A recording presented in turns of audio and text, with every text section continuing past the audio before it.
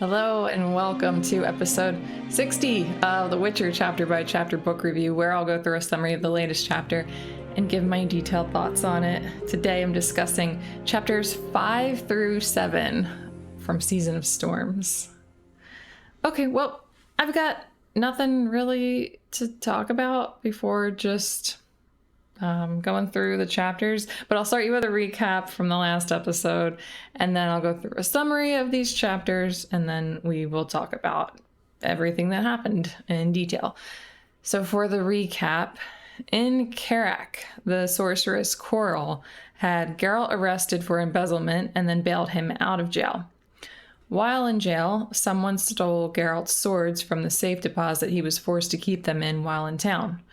Dandelion, who is visiting his cousin Ferrant, the head investigator or instigator, is having his cousin help investigate Geralt's missing swords, but in the meantime, Geralt goes to see Coral to find out if she has any connection to the swords that were stolen while he was in jail. All right, summary of chapters 5 through 7 coming at you right now. Geralt visits Coral, who explains she had him arrested to demonstrate that she could.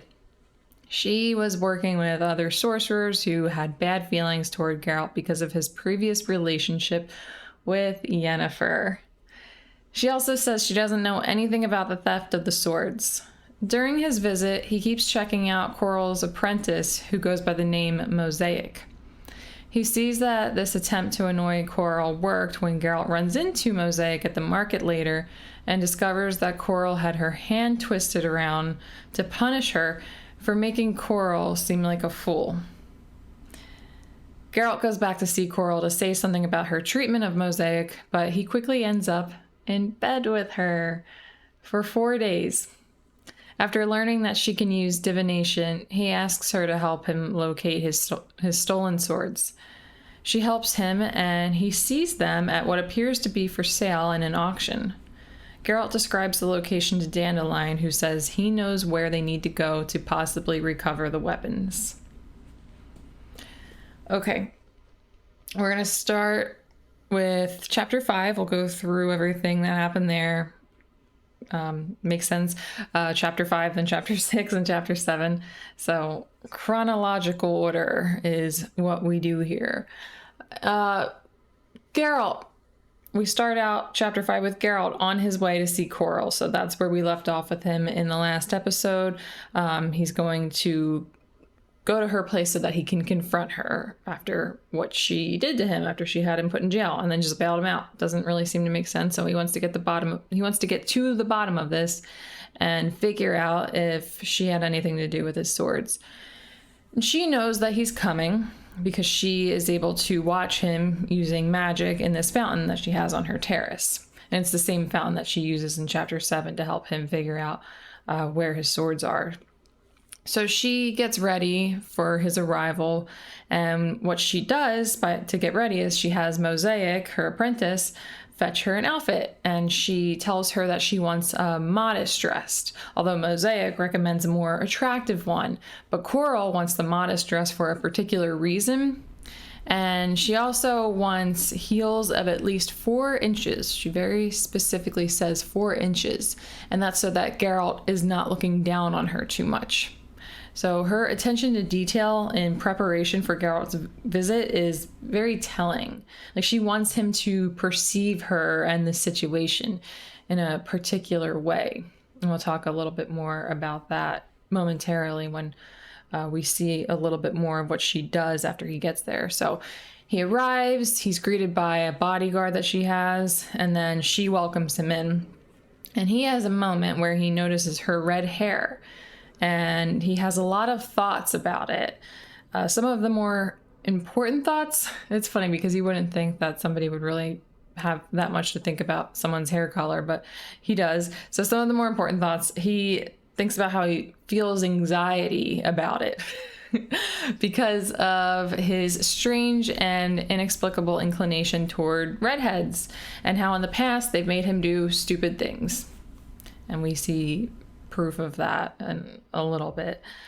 And he also notices that she has a very attractive body, she has a nice figure, and he can tell that her modest dress, the one that she very specifically chose, even when she received a suggestion to pick something that wasn't as modest, he can tell that that dress was chosen deliberately so that it wouldn't distract from her figure.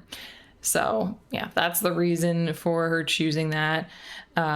She wants him to pay attention to her attractive features because she's got an agenda that we'll talk about more in a minute. I keep putting things off for the future, but it just makes more sense in this situation to do it that way. Basically, in order for her agenda to play out the way that she intends, she needs to have him right where she wants him, which includes distracted by his attraction to her. But in this moment, he feels more anxious than anything, and he's making a point to be on his guard, so her plan, at least right now, is backfiring. It's also noted here that Coral smells of freesias and apricots. So it's no lilac and gooseberries, but it's interesting that it's another combination of a plant and a fruit. Must be a popular thing with sorceresses, or just women in general in this world, I'm not sure. We don't meet a whole lot of ordinary women in the Witcher world. It could actually be, I don't know, now that I think about it, it could be a thing with perfume in the real life world. I don't wear perfume. I've never been interested in perfume. Seems like a waste of money to make yourself smell artificial. But I mean, that's just me. I don't, no judgment if you like perfume.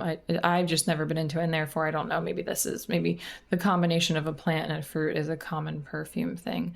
But freesias and apricots, that's Coral's scent.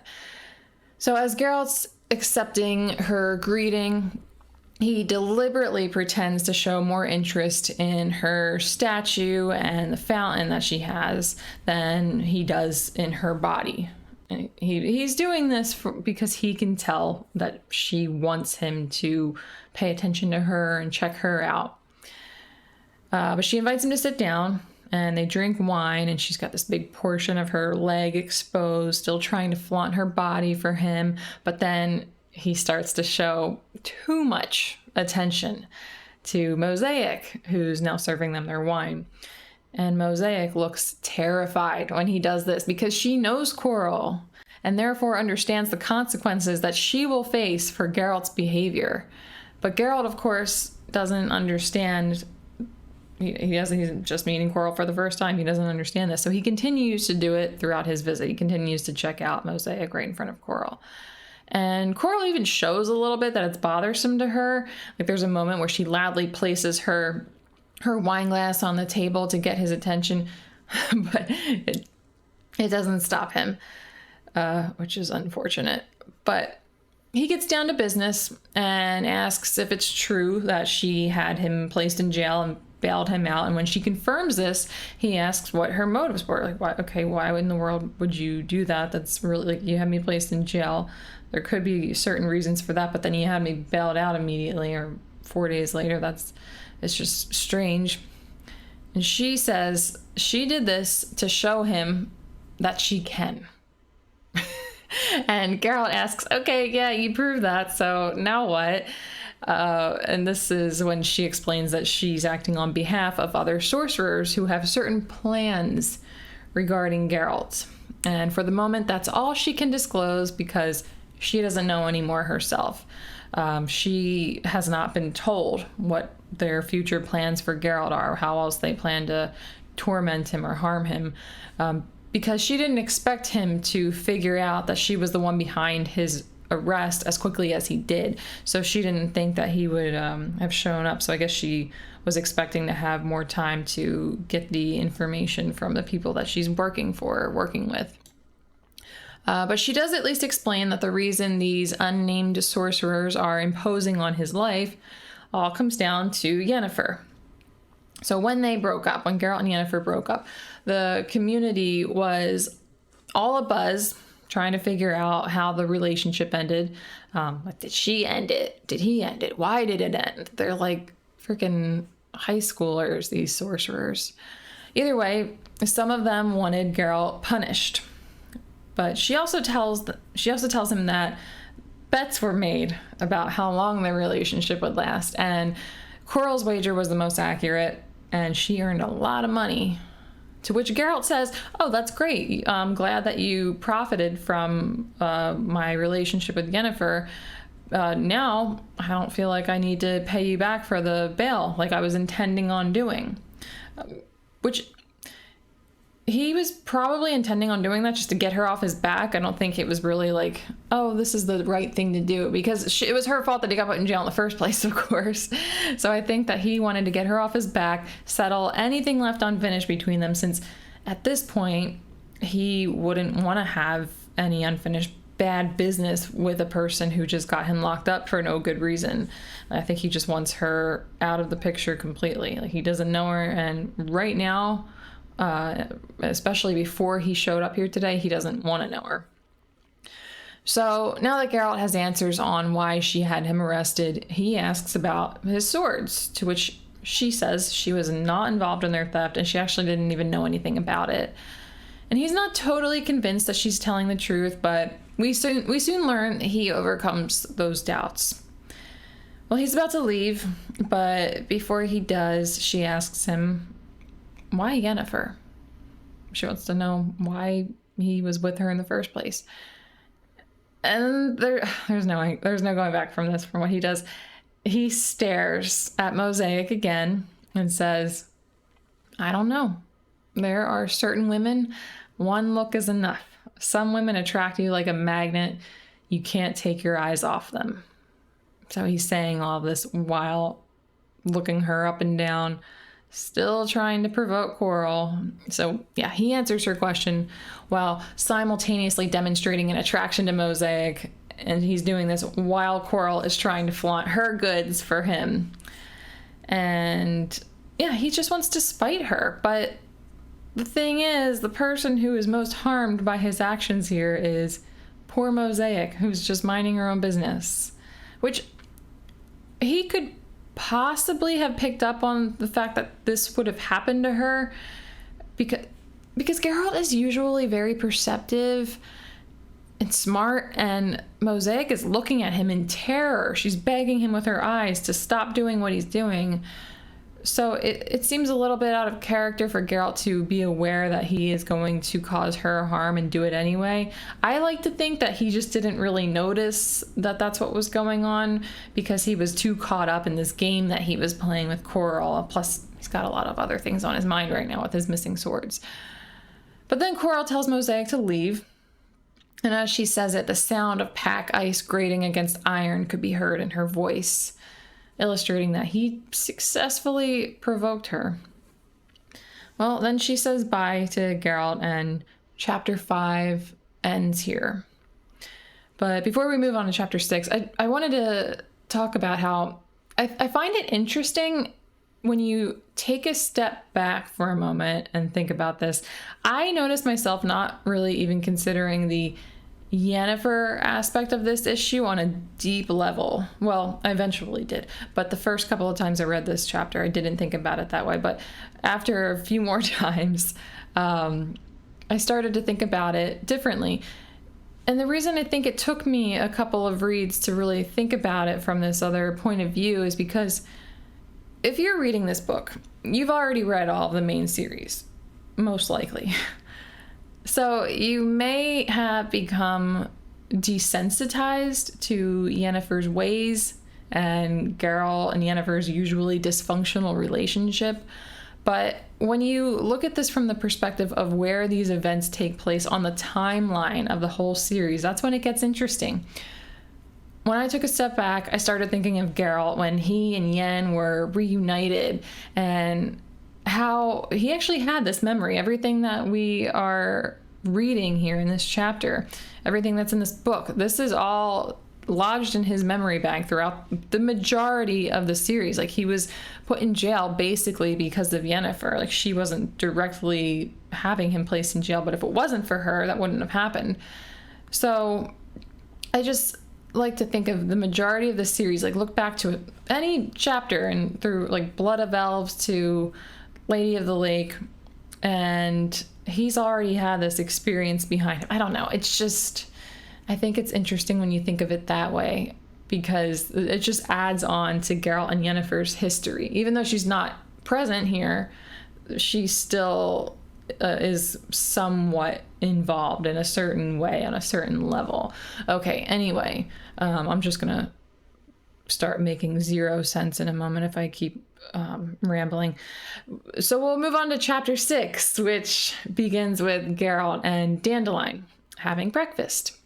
And they were sharing Dandelion's room at the inn, and Dandelion was treating Geralt to breakfast since all of Geralt's money was taken.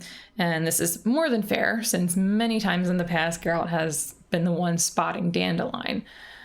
So while they're eating, Dandelion suggests to Geralt that he gets himself a temporary sword, since the rumor has spread about his loss of weaponry, and the guys who challenged him to a fight the other day probably won't be the last.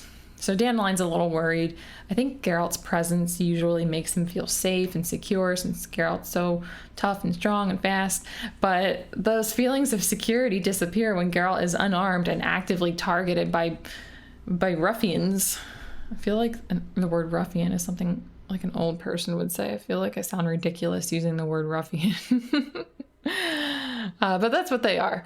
So as they're sitting there enjoying their breakfast, Dandelion's cousin, the royal tribunal instigator, approaches, and he updates Geralt on the investigation.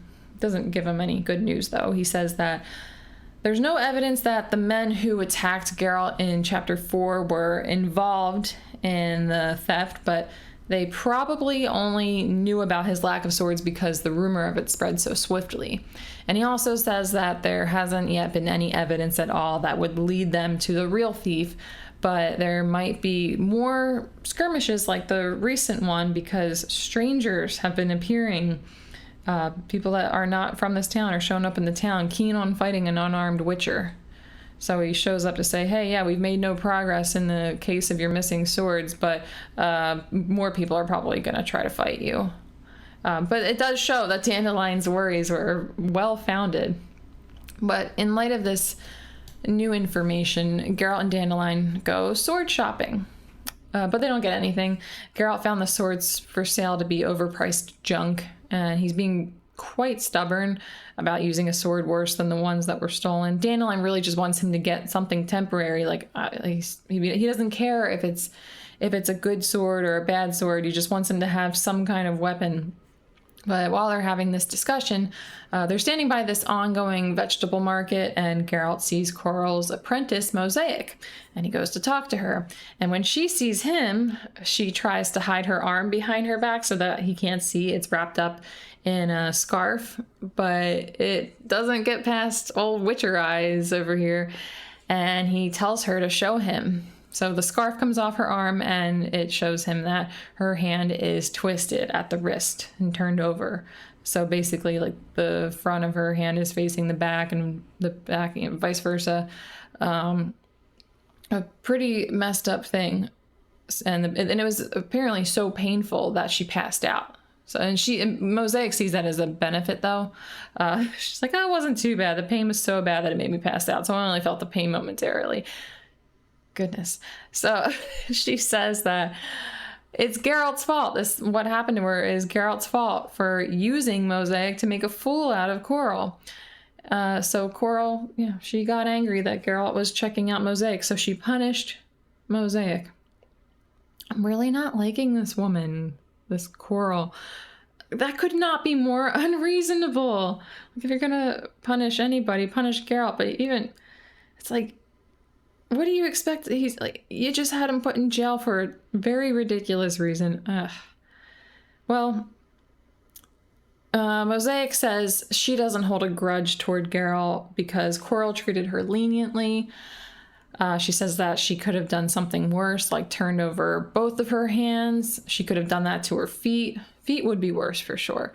Or she could have swapped her feet, like the left foot on the right side and the right foot on the left side. And apparently she's done that to someone before. Mosaic's seen her do that to, I don't know if it's multiple people or just one person, but she's done it before. So what's to stop her from doing that to poor Mosaic. And she also says, plus it's not permanent. Coral will switch her hand back after she's enjoyed her revenge. She's making a lot of excuses for her. It sounds like Mosaic has a bit of Stockholm syndrome. A little later, Geralt addresses this. He asks her why she doesn't just leave, but she says that she doesn't have any better alternatives and she's a nobody. But through Coral, that could change. If she were to leave now, she'll just continue being a nobody, but she just puts up with this stuff, then she could be somebody and have success and nice things in life. And I get her point, but I think her somewhat indifferent attitude toward the whole thing reeks a bit of Stockholm syndrome still. But that's not, that's her problem. That's not up to me to diagnose. So while Geralt and Mosaic are talking, a man shows up and challenges Geralt to a duel, just like Ferrant warned about, and Geralt doesn't say anything. He doesn't try to fight him off with whatever weapon he could come up with in a pinch like he did last time. He just ards the sucker and sends him flying. So another use of signs. Yay. Love the signs.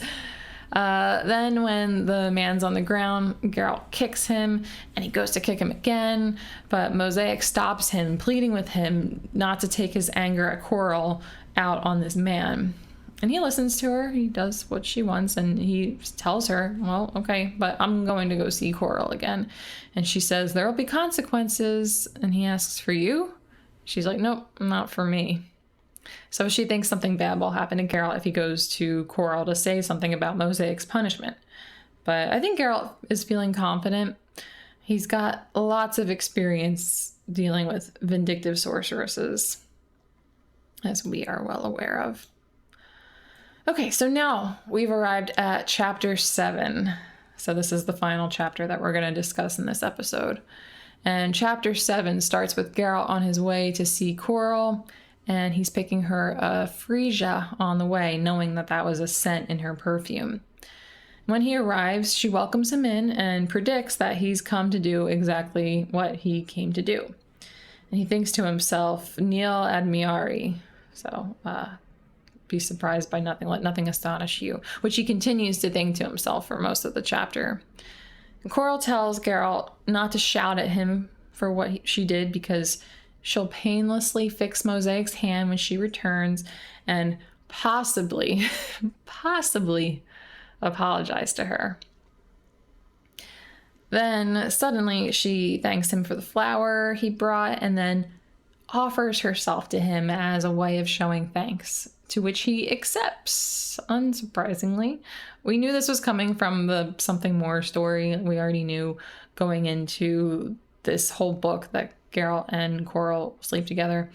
But after it begins, Geralt is thinking to himself, what am I doing? What am I doing? What I'm doing is completely senseless. So he doesn't think that this is a good idea, but he does it anyway. That's also not surprising, but, for other reasons. Later, when they're hanging out in bed together, he's observing this intricate angelfish tattoo that she has, and he notes that it's like a birth certificate because she must have gotten it a long time ago when angelfish were a rare attraction. So this demonstrates that she's old, even though she looks young, which is a very common occurrence with sorceresses. Skipping a page or two here because there's a lot of what I'm hoping is simply unimportant pillow talk. I don't see, as you know, I have not read this entire book yet, but I really don't see a lot of what is mentioned here coming up again. If it does, if what I'm skipping is relevant later, I'll reference it, I'll talk about it in more detail in the episode where we cover the chapter that contains these references, but I feel like we're okay with this. But I won't leave out these details on Mosaic because it does seem a little too specific and detailed to not be important. It's possible that it's not, but it's kind of cool. Geralt asks about Mosaic's name, and Coral doesn't like her being mentioned at all, especially not while they're in bed together, but she explains anyway that when Mosaic started school, her name was, it's spelled like A-I-K. There's like an accent mark on the I, but I think it's supposed to sound like Ek. And her face was covered with pale spots from a loss of skin pigment. And she looked like a mosaic, which is kind of mean, but that's what Coral says she looked like. But like all sorceresses, she had her imperfections removed, but she had already had that nickname established and she'd grown to like it, so it stuck.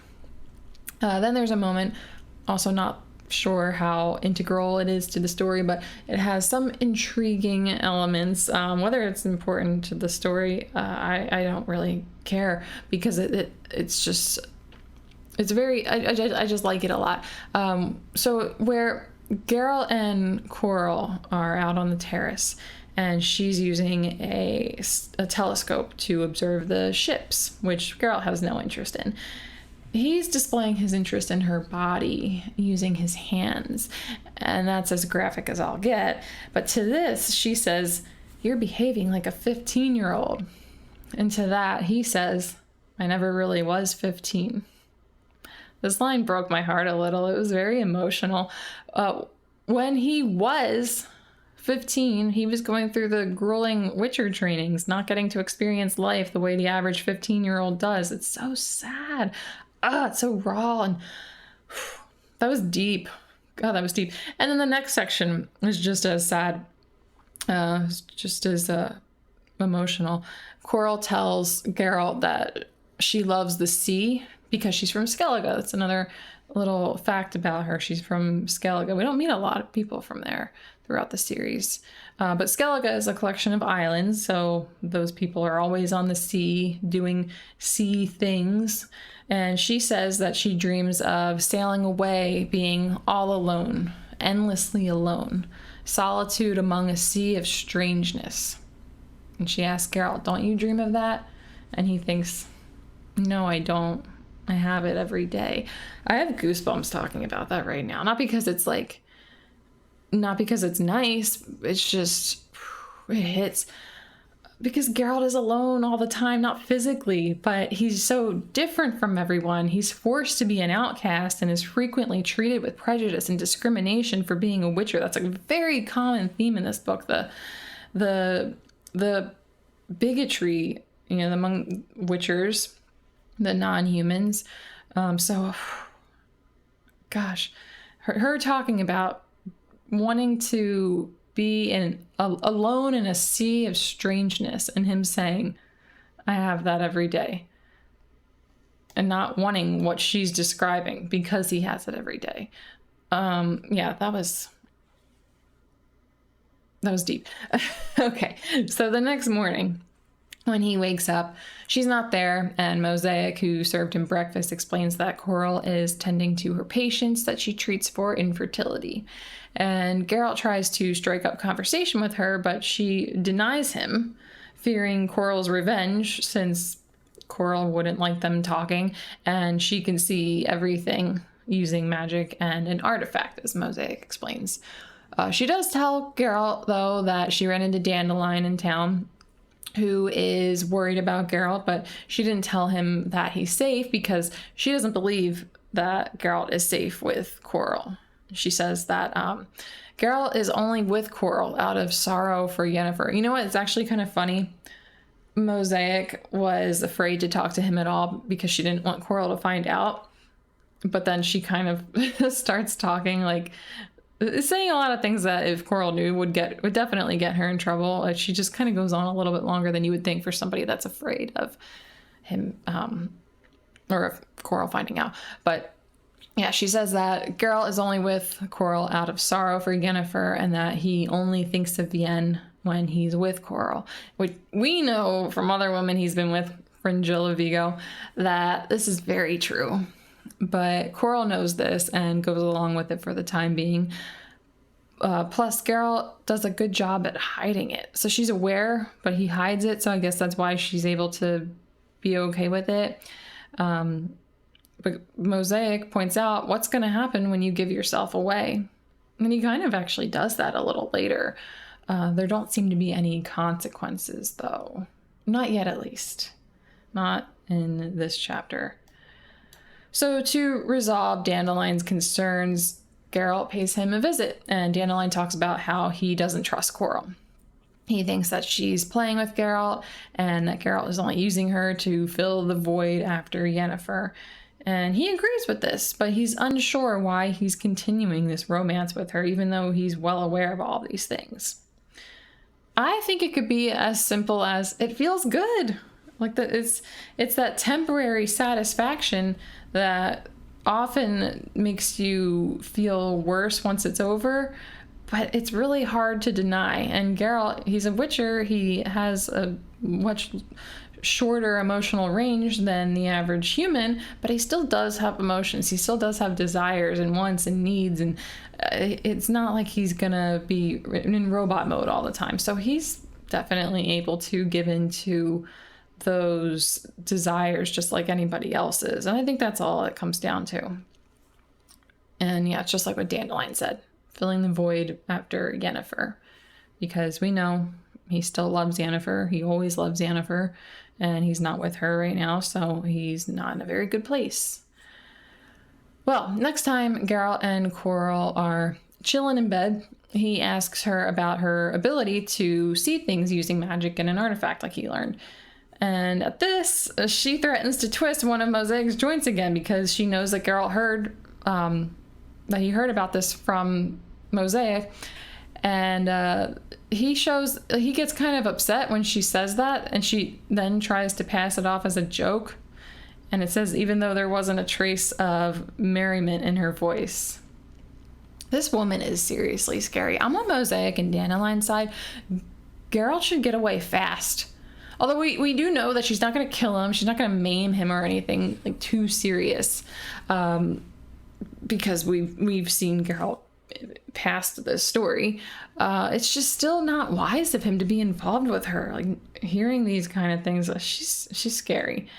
But some good does come out of this little relationship, this 4-day relationship that they have embarked upon. He asks if she can use this magic, the artifact, to find his swords, and they do this. They use the fountain and the statue in the fountain, which is actually a depiction of Coral as a 15-year-old. And they look into the fountain. Geralt takes her hand and he looks into the water as she tells him to concentrate on his swords. So in the water, he's able to see, like, I guess in real time, what it is that he's concentrating on. But the first thing he sees in the water is Yennefer. Awkward. And Coral's right there, of course. So she sees this and she gets angry, but they continue anyway. Then he sees his swords and he sees hands holding them. There's hands that have rings on them. And then he also sees a forest and rocks, and one of these rocks is immense and shaped bizarrely by strong winds.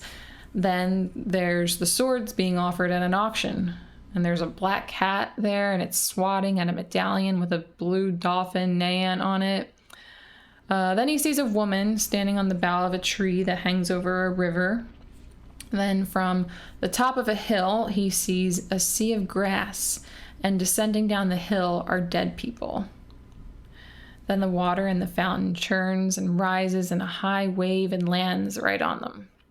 And Coral uses she whips up a quick little spell to get the water off of them. Coral says that she doesn't know what the image of the dead people was, but she does know it was meant for her. That had nothing to do with Geralt. This is most likely Sodden Hill, where she will die. Well, the next and final section of the chapter has Geralt and Dandelion talking about the divination practice that Geralt just did with Coral. And Dandelion thinks it's all fraudulent, but when Geralt describes the location around where he saw his swords, Dandelion recognizes it as a place called Ravelin. So it seems like Geralt and Dandelion will be heading to this place called Ravelin to try and recover Geralt's swords. And that's where the chapter ends. So in the next chapter, they will probably be on their way there or there at this place. But we still don't know very much. Okay, closing thoughts. I'm still enjoying the story. The mystery of the missing swords is fun. I like getting all Sherlock Holmes Blues Clues in these stories. I think it's always a good time. And Coral, she is something else. I don't like her. I really don't. Like, Yennefer can be all, like, manipulative, and she can be like very harsh and cold. But she also has very likable qualities too. Coral, I haven't seen much, but I do enjoy this character though. Like, characters like this, these ones that cook up a lot of drama, they make it interesting. So I don't like her, but I enjoy reading about her, if you know what I mean. But her behavior and attitude, it's like, I mentioned Yennefer, it doesn't differ much from other sorceresses that we've met as well. In fact, had she survived the Battle of Sodden, I bet she'd make the perfect lodge member. I'm sure she would have been a member of the lodge if she didn't die in that battle. I think she would have fit right in there. I mean, I'm sure she was already friends with all the members anyway, already knew all of them, save Asira and Fringilla, because they were from Nilfgaard. But still, I think they would have been more than happy to have Coral in the lodge. Okay, looking ahead, I'm still excited to see what happened to Geralt's swords and how or if he gets them back. I am starting to see that this is like the main plot of the story of the whole book. I could be wrong. It could switch up. He could get them back in the next couple of chapters, and then there's something else. But either way, I'm intrigued. Also, I am interested in witnessing the fallout of Geralt's relationship with Coral, since we know it doesn't last. I'm wondering if she's going to be hurt by their fallout, and if she is she going to attempt to harm him? And we can see that she's extremely spiteful, so I'm predicting yes, but she might be the one to put an official end to it herself, so who knows at this time in the book. But I am very curious to see how that takes place. All right, well, that is all I have for you today. So just to let you know, in case you didn't, these episodes are available on YouTube, Spotify, and Apple Podcast. Thank you so much for joining, and I will catch you in the next episode.